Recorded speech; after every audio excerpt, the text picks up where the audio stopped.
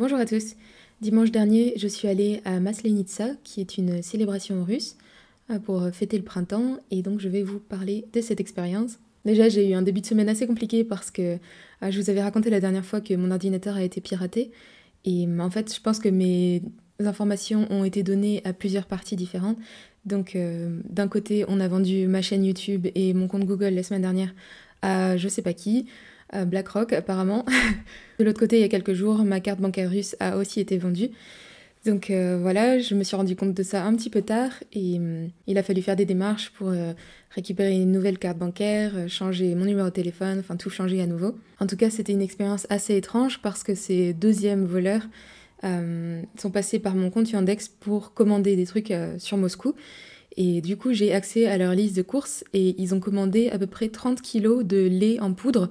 Donc si quelqu'un peut m'expliquer la raison pour cette commande, j'ai un peu de mal à comprendre.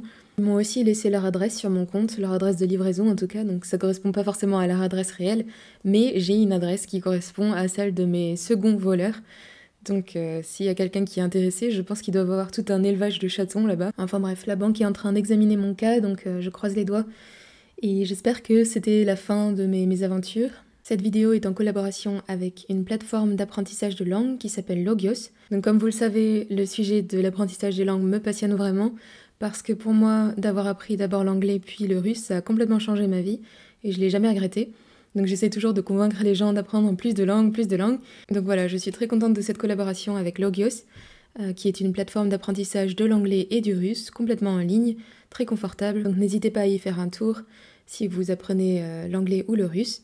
Encore une fois, c'est vraiment quelque chose que je vous recommande, surtout pour les Français qui veulent déménager en Russie ou voyager en Russie, parce que ça change complètement l'expérience qu'on a du pays, ne serait-ce que d'apprendre un petit peu la langue pour pouvoir interagir dans des situations très simples. Vraiment, je trouve que ça change tout. Donc voilà, allez voir Logios, le lien sera dans ma description, et n'hésitez pas à utiliser mon code promo aussi. Donc Maslenitsa, à la base, c'est une fête très ancienne, une fête païenne, qui était célébrée sur toute une semaine et qui correspond en fait au Nouvel An de l'époque, qui a été ensuite déplacé au milieu de l'hiver, mais à l'époque, le Nouvel An se célébrait au début du printemps. Donc en fait, à la base, c'est une fête funéraire puisqu'on enterre l'année précédente et on célèbre l'arrivée du Nouvel An. Donc les blini qu'on mange, pendant Maslenitsa, à la base, c'est une forme de nourriture funéraire. Donc aujourd'hui, cette signification a complètement changé et on les associe plutôt à la forme du soleil. Et en fait, toute la symbolique de cette fête a changé petit à petit avec l'arrivée de la religion orthodoxe. Et puis ensuite, pendant l'Union soviétique aussi, pas mal de choses ont changé. Donc aujourd'hui, on célèbre plutôt le printemps, la fin de l'hiver et le début du printemps, on accueille le printemps. Mais à la base, vraiment, cette fête, c'était pour enterrer l'année précédente et accueillir le nouvel an. D'après ce que m'a raconté ma prof de russe, à la base, dans les villages, les gens défaisaient leur lit de paille, récupéraient la paille et en faisaient une poupée qui était ensuite promenée dans tout le village, de maison en maison. Et le dernier jour, donc là c'était dimanche dernier, il y a toute une célébration où ils brûlent la poupée de paille. En fait, ça a un petit peu un sens de renouveau pour le nouvel an. On brûle ces vieux lits, enfin cette vieille paille, on brûle les vieux vêtements, on remet tout à neuf. Ma prof de russe m'a raconté que les jeunes gens dans les villages devaient se marier avant Maslenitsa, donc pendant l'hiver, parce que s'ils n'étaient pas mariés au moment de Maslenitsa, ils allaient devoir attendre jusqu'à octobre pour pouvoir de nouveau se marier. Donc c'était des règles assez sévères, parce que après pendant l'été, ils sont trop occupés pour aller au champ, etc. Donc la tradition refusait les mariages pendant l'été. Donc apparemment, les jeunes mariés qui s'étaient mariés donc, cette année-là, avant Maslenitsa, étaient célébrés pendant toute la semaine de fête, et donc on les promenait de maison en maison, tout le monde leur faisait des cadeaux, tout le monde les invitait, alors que les jeunes gens qui n'étaient pas encore mariés, on se moquait d'eux, il y avait des chansons pour se moquer d'eux, etc. Donc tout le monde essayait de se marier avant Maslenitsa. La religion orthodoxe a rajouté pas mal d'éléments à cette fête, elle l'a un petit peu adoptée. Après la dernière grande célébration donc, qui arrive le dernier jour de Maslenitsa, qui était dimanche dernier, n'est pas approuvée par l'Église, apparemment, l'Église orthodoxe. Mais l'Église a quand même adopté certaines traditions du coup de cette célébration de Maslenitsa. Donc cette fête arrive juste avant le carême et le dernier jour de Maslenitsa pour l'Église orthodoxe a une signification un petit peu différente puisque c'est le jour du pardon où tout le monde se demande pardon les uns aux autres pour ce qu'ils ont pu faire l'année précédente.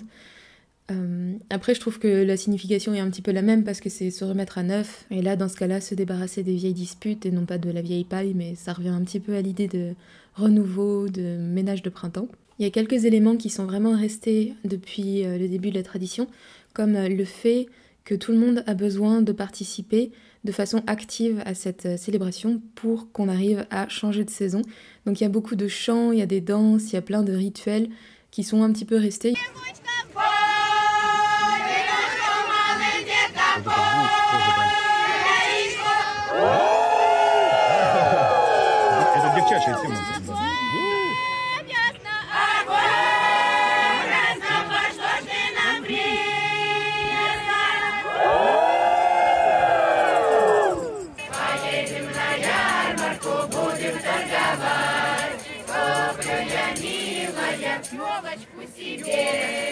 Donc tout le monde doit y prendre part, c'est très important, tout le monde doit chanter. Donc aujourd'hui, c'est pour que l'hiver s'en aille et que le printemps arrive, mais à la base, c'était pour qu'on enterre l'année précédente et on accueille le nouvel an. Donc là où j'étais dimanche, c'est une organisation qui s'appelle Bakchevskaya, du nom de l'homme qui a remis en place cette célébration de Maslenitsa, c'était dans les années 80. Et donc tous les ans, ils célèbrent Maslenitsa et il y a de plus en plus de monde. Donc c'est assez impressionnant, c'est une organisation qui se passe... là, c'était à un peu plus d'1 heure de train au nord de Moscou. Et il faut marcher dans la forêt pendant, je crois que c'était 4 ou 5 kilomètres avant d'arriver dans une immense clairière où, au fur et à mesure de la journée, il y a plusieurs milliers de personnes, peut-être 5000 ou 6000 personnes qui viennent pour célébrer Maslenitsa. Donc cette fête a été ressuscitée, entre guillemets, pendant l'Union soviétique. Et à l'époque, c'était pas du tout approuvé par le gouvernement. Donc c'était une fête, une célébration un petit peu secrète. Et ils ont gardé cette tradition de changer d'endroit chaque année. Et presque personne ne sait à l'avance où la prochaine célébration va avoir lieu l'année suivante. Donc ça évite qu'il y ait des indésirables qui s'invitent pendant cette célébration. Parce que c'est une célébration où il y a pas mal de règles. Donc normalement, on doit inviter que des personnes qu'on connaît et auxquelles on fait confiance. Il n'y a pas d'alcool autorisé. Il y a pas mal de règles pour protéger les gens puisqu'il y a des enfants, etc. Donc il faut faire attention à ce que ça se passe bien. J'ai eu la chance d'y aller cette année parce que ma prof de russe m'a invitée déjà à aller voir un groupe de ses amis qui chantent des chants traditionnels. Donc je suis allée à une de leurs répétitions un soir pour les rencontrer. Ils m'ont très bien accueillie et ils m'ont proposé de les accompagner donc à Maslenitsa où ils allaient chanter les mêmes chants traditionnels.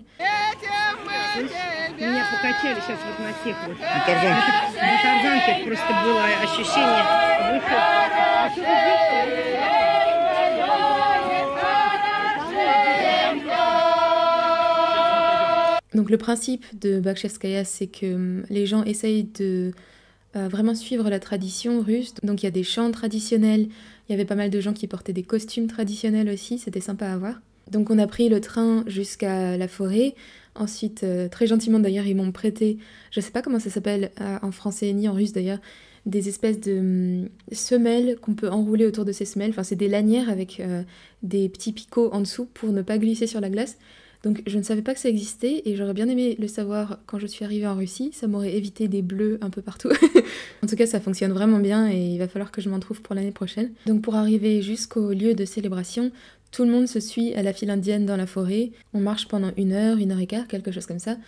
Et on arrive donc dans une grande clairière où tout est déjà installé, il y a déjà des gens qui ont fait des constructions en neige. D'ailleurs même sur le chemin avant d'arriver, ils avaient accroché des messages, des morceaux de chansons, des citations. Ensuite quand on arrive à l'entrée de la clairière, on nous demande de chanter un petit morceau de chanson pour avoir le droit d'entrer. Donc j'avais de la chance parce que j'ai rencontré une femme russe qui parlait français, enfin qui connaissait quelques chansons françaises. Et ça m'a évité de devoir balbutier un truc en russe appris vite fait sur le chemin. Donc on s'était préparé et on a chanté Frère Jacques en arrivant, en français.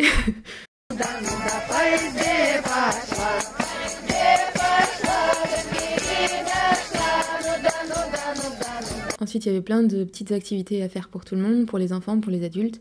Donc des balançoires, des choses comme ça. Il y avait des danses qui étaient organisées. Il y avait des tunnels dans la neige qui étaient creusés pour les enfants. Et puis de la nourriture partout, bien sûr, des crêpes ou des blinis. D'ailleurs, il me semble que c'est un des très rares mots russes que la langue française a adopté, blini. Sauf que nous, on dit un blini, des blinis, alors que normalement, c'est la version plurielle du mot. Et puis en français, un blini, c'est une toute petite crêpe qu'on mange pour l'apéritif, où on met par exemple des œufs de poisson ou des choses comme ça, de la crème. Et alors qu'en russe, en fait, c'est l'équivalent de notre grande crêpe française. Donc bref, c'est un peu comme pour Mardi Gras chez nous. C'est la nourriture qui est associée à cette célébration. Donc voilà, il y avait des blinis partout. Il y avait aussi des grands mâts où des hommes montaient jusqu'en haut, juste à la force des bras.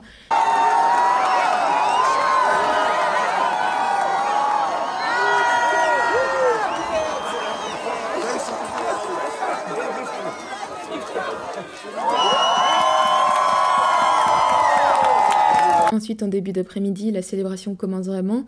Donc la première étape, c'est de réveiller l'ours qui hiberne. Donc il faut que tout le monde crie à l'ours de se réveiller. Donc ça prend déjà un petit peu de temps, le temps qu'il se décide à se bouger.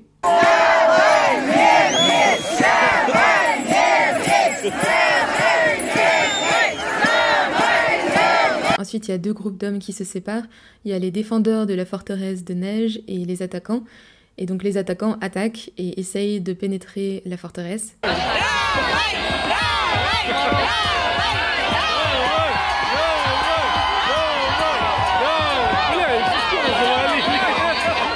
Donc ça a pris un petit moment parce que les murs de la forteresse étaient assez hauts et il y avait pas mal de défendants.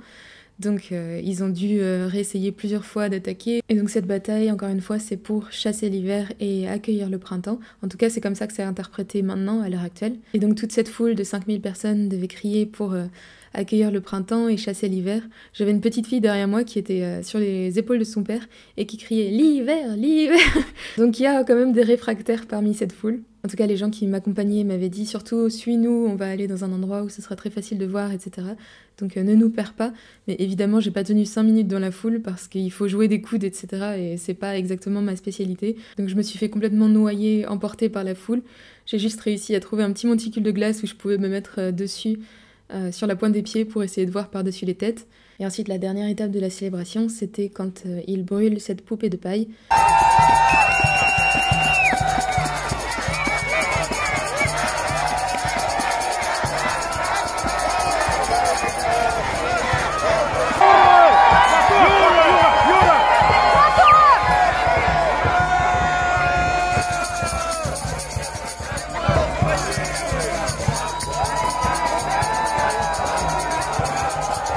Et après ça, évidemment, j'étais complètement gelée et très fatiguée. Donc je comprenais déjà plus rien parce que moi, quand je parle russe pendant un petit moment, mon cerveau se vide complètement. Et même physiquement, en fait, j'ai l'impression d'être super fatiguée après quelques heures. Donc là, j'avais plus du tout d'énergie. Évidemment, j'avais pas apporté assez de vêtements comme toujours. En plus, il fait super beau ce mois de mars, c'est incroyable. Donc je m'étais dit que c'est bon, on aurait du soleil. Je m'étais dit que j'aurais pas trop froid. Mais au final, dans la forêt, il fait quand même beaucoup plus froid qu'en ville. Ce que j'avais encore oublié, comme d'habitude. Donc j'ai été sauvée du désespoir par cette même femme russe qui parlait français, qui m'a donné un sneakers qui m'a ressuscitée. Et ensuite, on est rentrées toutes les deux. Quand on marchait dans la forêt, j'essayais encore de balbutier en russe et de m'exprimer tant bien que mal. Elle m'a dit qu'elle parlait un petit peu français, etc. Mais moi, quand les gens me disent qu'ils parlent un petit peu français, pour moi, ça veut dire qu'ils savent dire bonjour, au revoir. En général, ça s'arrête là. Et donc là, j'étais vraiment épuisée. Puis je lui dis est-ce que si je parle français, tu vas comprendre ? Et elle me dit oui, pas de problème. Puis je me suis rendu compte qu'en fait, elle parlait un français absolument impeccable. Donc ça faisait 5 heures que je me tuais à essayer de parler en russe. Mais bon, tant mieux, parce que si j'avais appris plus tôt qu'elle parlait français aussi bien, j'aurais pas du tout pratiqué mon russe de la journée. Donc merci Lydia. Enfin voilà, c'était ma petite aventure de dimanche. J'ai survécu au froid, grâce à Lydia probablement. C'était vraiment une expérience intéressante et j'ai beaucoup aimé. Il faudra juste que je pense à m'habiller un petit peu plus chaudement l'année prochaine si je vais y retourner. Donc voilà, c'est tout pour aujourd'hui. N'hésitez pas à me rejoindre sur Boosty, je me suis prise au jeu, je commence à poster un peu plus souvent. Donc sur Boosty, j'écris des mini-articles ou des mini-essais. Et l'écriture, c'est quelque chose qui m'a toujours bien intéressée. Donc ça me fait plaisir de le faire. Après, c'est assez difficile de les traduire en russe, j'avoue. Donc je suis pas sûre que mes traductions soient impeccables. En tout cas, maintenant, c'est le printemps, ou presque. La neige est en train de fondre, il fait beau. Donc je vais essayer de bouger un petit peu plus souvent et de vous montrer des endroits différents en Russie.